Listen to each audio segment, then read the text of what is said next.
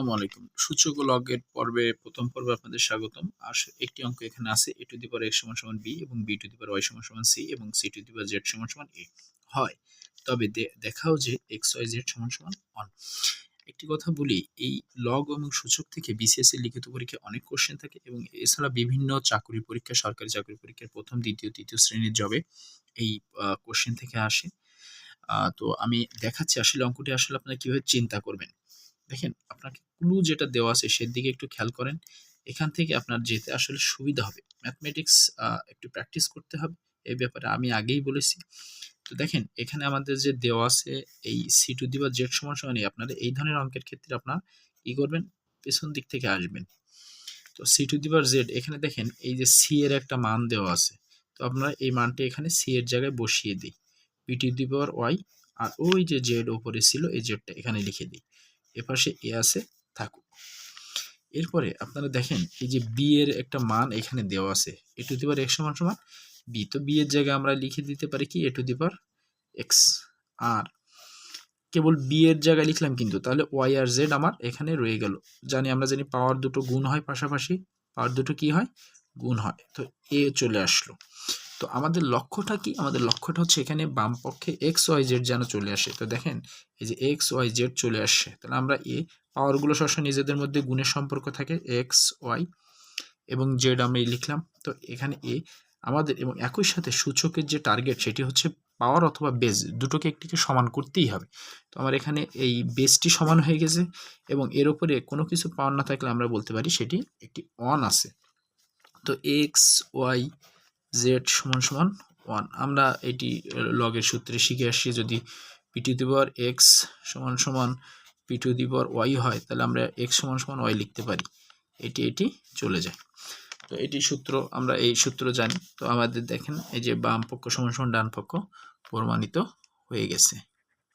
দ্বিতীয় অঙ্কটিতে দেখেন যে এইরকম যদি কোনো অঙ্ক থাকে, two to the power X plus two to the power 1 minus X সমান সমান 3, এটি এরকমও থাকতে পারে 4 to the power X minus plus 4 to the power 1 minus X. এরকম যদি অঙ্ক থাকে, সেগুলোকে আমাদের একটু আলাদা করে নিতে হয়। একটু আলাদা আলাদা করে নিয়ে শেষে হচ্ছে এই টাইপের অঙ্কগুলোতে মিডিল টার্ম ব্রেক করলে অঙ্কগুলো উত্তর চলে আসে।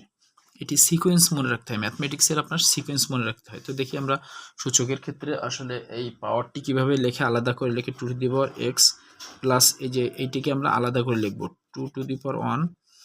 এই যে এখানে আমরা একটু ইনটু দিয়ে দিলাম two to the power minus X, অর্থাৎ পাওয়ারটাকে আমরা ভেঙে লিখলাম সমান সমান 3 যা আছে আমরা 3টাকে লিখে। এরপরে খেয়াল করেন, এরপরে হচ্ছে তাহলে আমরা কি করি, এটা two to the power X লিখে দিই। টু টু দি পাওয়ার 1 মানে হচ্ছে 2 ইন্টু এই যে এইটা মাইনাসের জন্য আমরা ইনভার্সের একটা সূত্র জানি, 1 by two to the power 2x।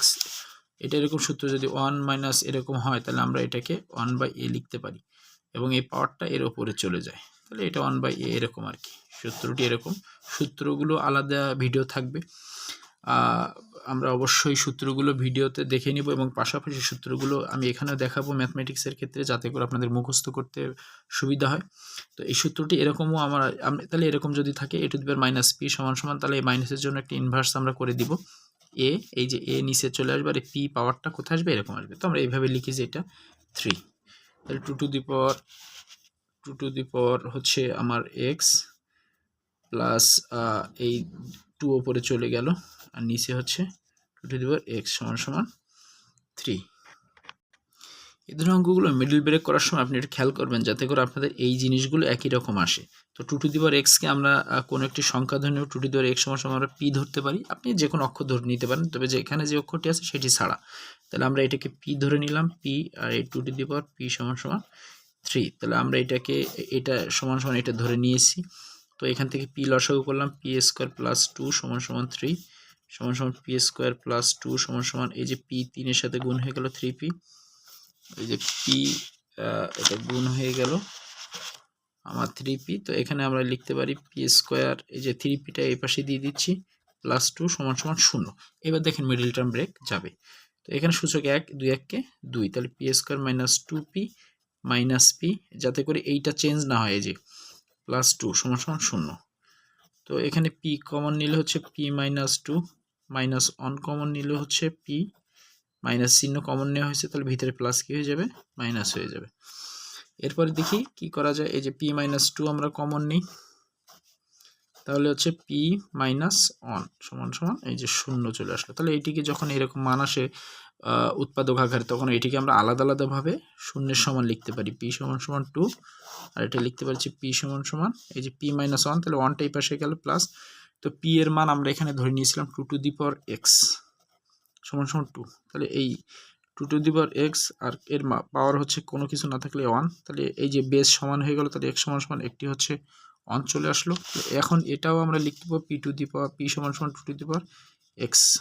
আমরা এই একটি সূত্র জানি যে কোনো কিছুর পাওয়ার যদি 0 হয় তো আমরা সেটাকে 1 লিখতে পারি। তো এখানে আমি কেন 2^0 লিখলাম, কারণ আমার এখানে এই পাশে বেস 2 আছে, এই পাশের বেস যদি আমার 5 থাকতো তাহলে আমি এখানে লিখতাম 5^0, কারণ আমার এই বেস সমান করার জন্য। এখন এই জন্য এই 1 এর মান 2^0। কোনো কিছুর পাওয়ার 0 থাকলে তার মান হয়ে যায় কত, 1। তো এই যে x এর মান 1, x এর মান 0, এটি হচ্ছে এই প্রশ্নের উত্তর। এইভাবে আসলে আপনারা এই প্রশ্নগুলো সলভ করতে পারবেন।